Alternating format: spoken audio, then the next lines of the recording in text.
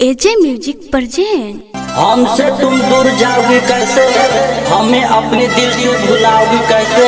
हम वो खुशबू है जो सांसों में बसते हैं, तुम अपनी सांसों को रोपाओगी कैसे।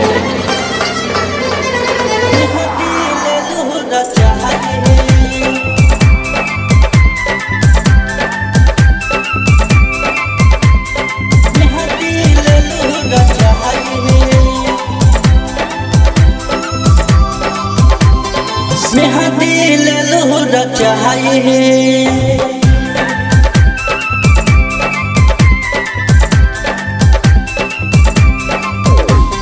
मेहंदी ले लो चाहिए।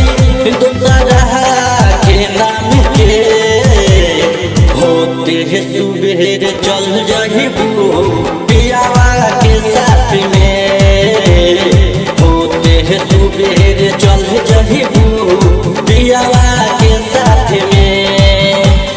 मेहंदी ले लो चाहिए दूसरा के नाम के, होते हैं सुबह चल जाइबू पियावा के गाँव में, होते हैं सुबह चल जाइबू पियावा के साथ में।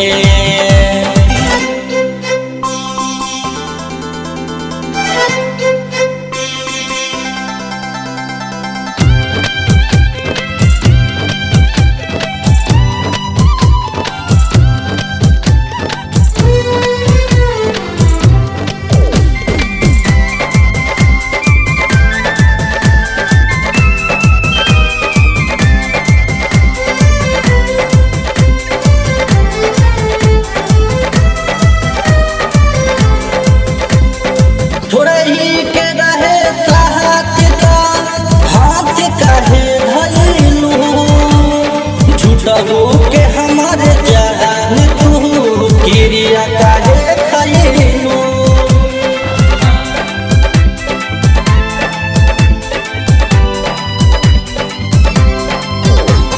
छोड़ा ही के रहे साथ का हाथ काहे धइलू, झूठो के हमारे जान तू किरिया काहे खइलू, हो किरिया काहे खइलू।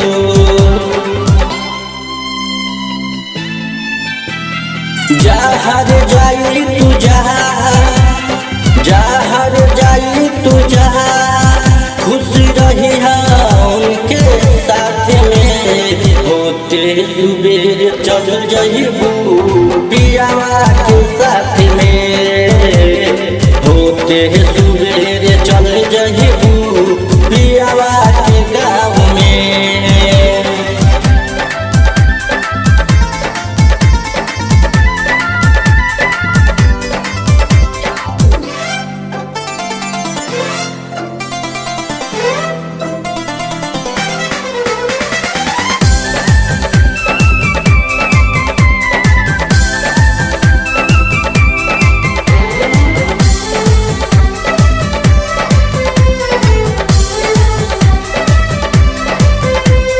राइटर विपिन बिहारी लिखे गीतिया सच हो, सुनील सरगम गा के सुनावे दिल के अपन बात हो।